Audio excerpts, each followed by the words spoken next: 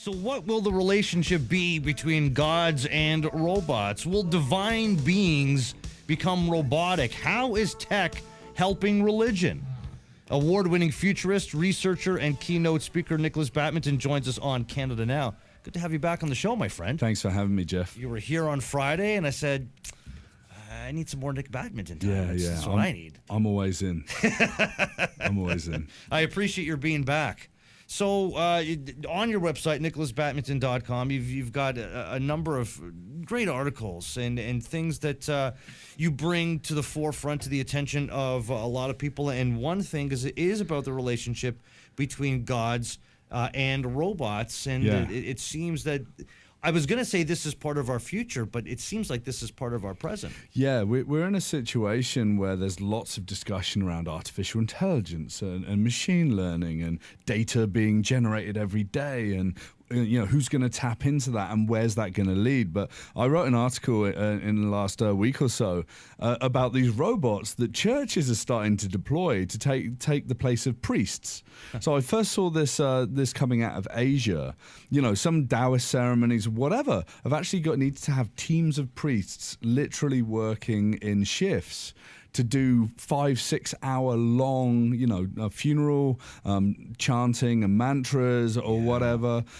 You've got priests there blessing people, whatever, in Europe and North America. And there's all these robots that are being deployed to do the grunt work for the priests. Yeah, especially like the chanting. Yeah, the chanting and repetitive motion. Yeah, but are we passing off this baton as humans in this divinity, like this divine sense of self that we believe in this higher being or whatever, to these encoded robots? In that very nature, are we actually creating divine beings that are mechanical?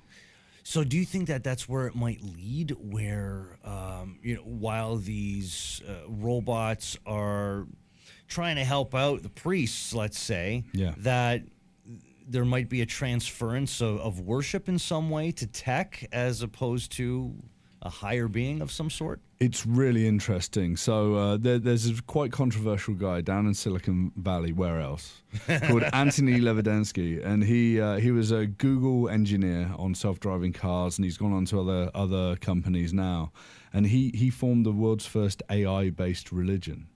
Really? Yeah, I don't know how far it's gone down that route, boy. And he's a provocateur, right? So he's throwing these ideas out there. There's lots of people that are trying to create these, machines that we almost deify in a way, right? And so I don't think it's necessarily new.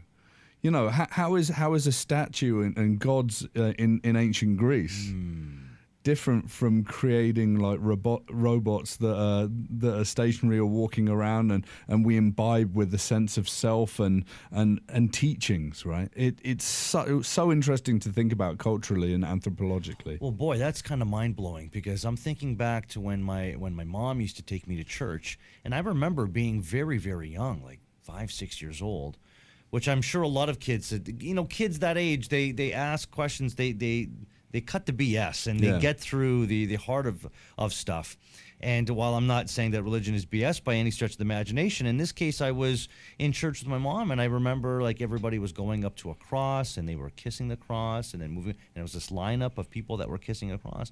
And I remember asking my mom, I said, well, why are people going up and kissing like a piece of wood? Yeah. And they said, well, no, it's a cross. It's very, and I said, yeah, but it really is just a piece of wood.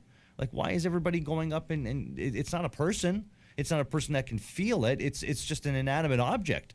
And she says, yeah, but for what it symbolizes, that's what we're practicing. That's what we're doing. It's making us feel better by doing that. And it still never landed with me. I was thinking, so when you mentioned that about statues or something, I'm thinking, yeah, that's true. We have been doing that forever. It's symbolic, but we are worshiping inanimate objects in many cases. I mean, this is a hugely controversial conversation we're having, right? I mean, I just noticed that there was these priests, but where do we go? Every single part of our life is going to be controlled by access to data, which is hopefully going to be democratized, but actually it's going to be controlled by a few companies that give you machine learning, robotics, and whatever to make your lives better.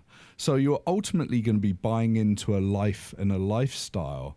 and that kind of sets out a bunch of rules that are very similar to what an old school religion could be structured like, whereas this new structure is defined by, you know, businessmen and governments and people today that are trying to create almost cult-like following in a way. So corporations, maybe government, they could be controlling religion at a certain point.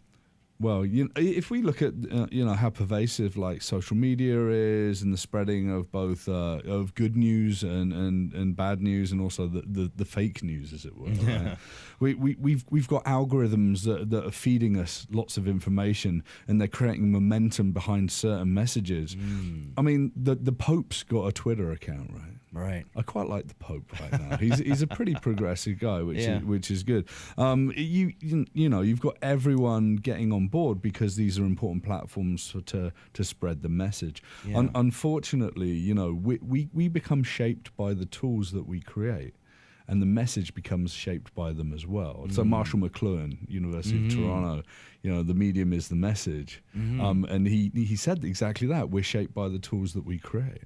Well, yeah, because while one thing might be outrageous, like say Pepper, the robotic Buddhist priest in Japan, while we might see videos of that on NikolasBadminton.com, while we might see that and go, come on, that's absurd. The more we see of something like that, the more normalized it gets, and the more accepting, or the more we accept that sort of thing. Yeah, we give them uniforms.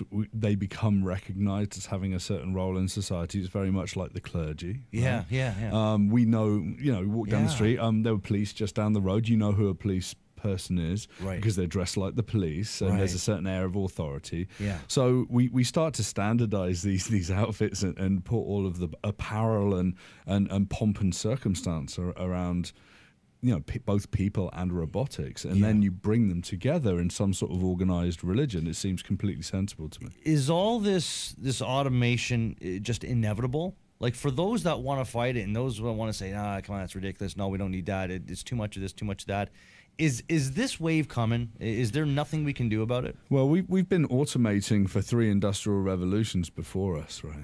I mean, since sort of the late 1700s, and the spinning jenny, and then the steam locomotive, and then the automated printing press, and yada yada yada, all the way through to today, where we've got self-driving cars, which are on the cusp of really hitting the streets, and a number of other systems around the world that's running sort of banking, processing, or whatever using machine learning. We're there. We've already been on that trajectory now for a couple of 100 years. Yeah, right? but would the difference be, though, that while, like the locomotive, say, while there is that massive piece of machinery that would be quite productive and helpful, it is man or woman driven, or as like self-driving cars, for example, they could be hacked by, it is people at the root of all this, but like now it feels like we're on the cusp of AI taking over, where computers they can make their own decisions based on what has been fed to a certain point. It just feels like we're close to like the Terminator movies, where we're just going to lose control. Yeah, I just want to say we're a long way from that kind of level of intelligence. They call it artificial general intelligence. That's a whole sense of consciousness, ability, flexibility to do everything that we can do as humans. Some say that we're careering towards the singularity in like 2042, 2045 or whatever, when artificial intelligence an artificial intelligence becomes more intelligent than all of humanity put together. I mean, I still think that that's very much in the realms of science fiction. I think that we're in a situation where we have machines, and we've got algorithms and machine learning systems, artificial intelligence as an umbrella term for that we train, and that it literally finds the secrets in the data and uses them. So they're slightly better. In fact, they're infinitely better than us at finding that. But we're still ultimately in control. We're not.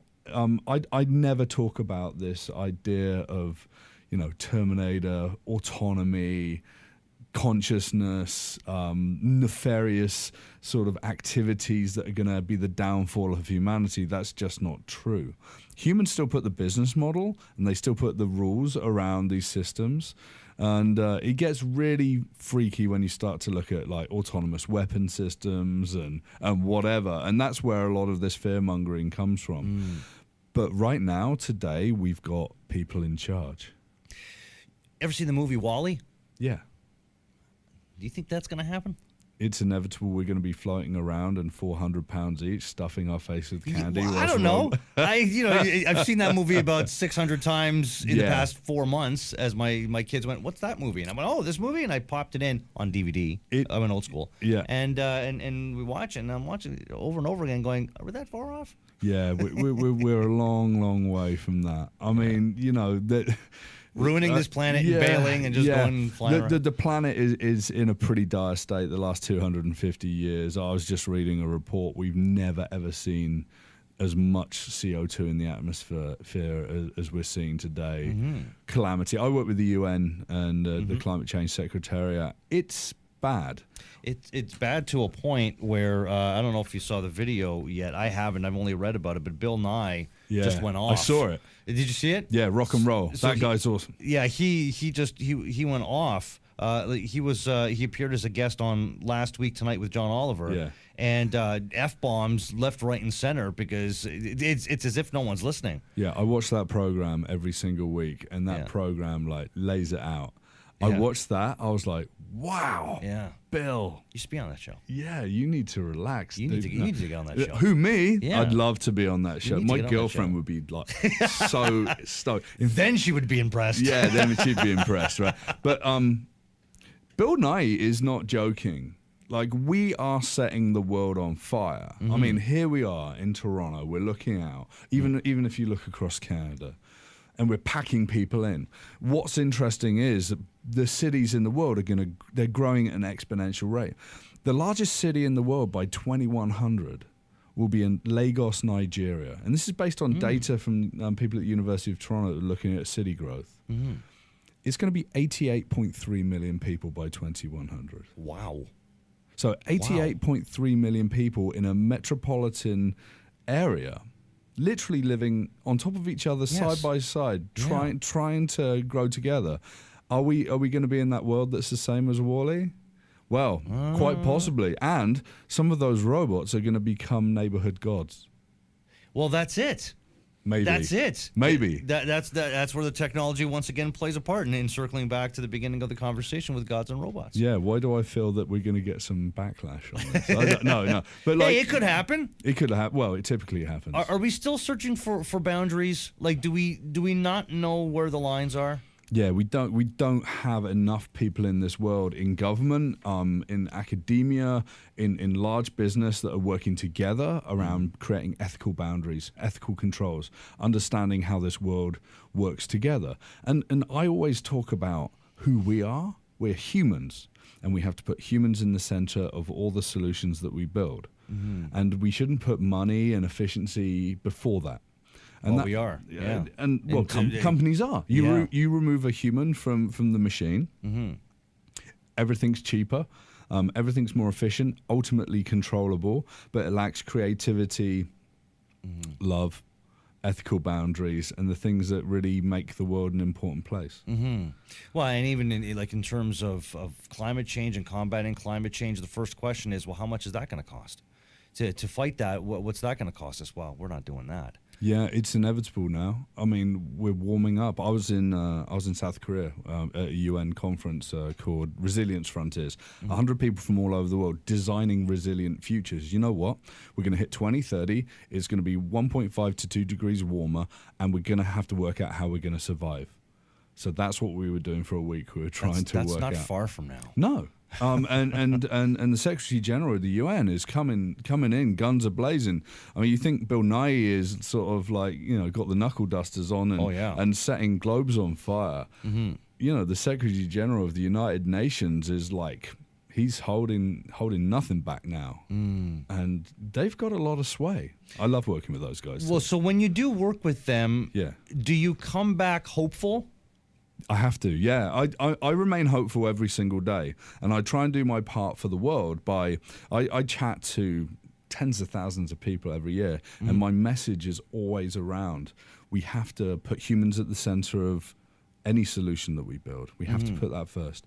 We have to look after the planet because it's the only one that we've got. All of this talk about moving to the moon and Mars and whatever. It's academic and scientific, and you know, we're talking about a couple of dozen people at most that are literally going to run experiments in the next sort of 50 years. Right. Well, I'll be the last one to go up, and like everyone else has to jump into the pool because I'm not going in. I don't want to live on Mars. At this point in time, no. No, absolutely no. Mars is a horrible place. Like you don't want to go and live but there. But I mean, right? if everybody at one point was like, you got to go to the moon, that is the place to be. You got to. I'm like, everybody else can go first. I'm going to be like the last one. No, I mean, people that are perpetuating that idea of we have to move. We have no choice. We're going to move even when the world gets really bad and hot, and things are going to change. Coastlines are changing, and heat's rising, and there's more catastrophic weather systems. It's still going to be 1,000,000 times better than living on the moon, and 1,000,000,000,000 times better than living on Mars. It is. It's just, for us that have memories of what the world is like today and years ago, it's going to pale in comparison to the restrictions you might have in living in this world the way it's going in 20, 30 years. Less than that. Yeah. I went to an art exhibit the other day at the Contemporary Art Gallery here, and there was a really great artist there that did this this digital simulation of a future social network, and it was a graveyard. And I'm actually writing an article right now about what would Facebook, Twitter, Snapchat, whatever look like in 300 years. Digital graveyards of tens of billions of people. That's what it's going to look like. Wow. Isn't that strange? That's freaky. Yeah. That is really freaky. It's super freaky, but this is what I do all day, so that's why my head's a little tweaky on occasion. I can't even think about this weekend. You're thinking about 300 years from now, but you do that, and I'll check in with you every once in a while to see what the future is going to be like. Well, check out NikolasBadminton.com. Futurist researcher and keynote speaker Nikolas Badminton. Always great to see you, man. I'm going to be back. I'd love to come back. All right, we'll do it. Cheers. More often.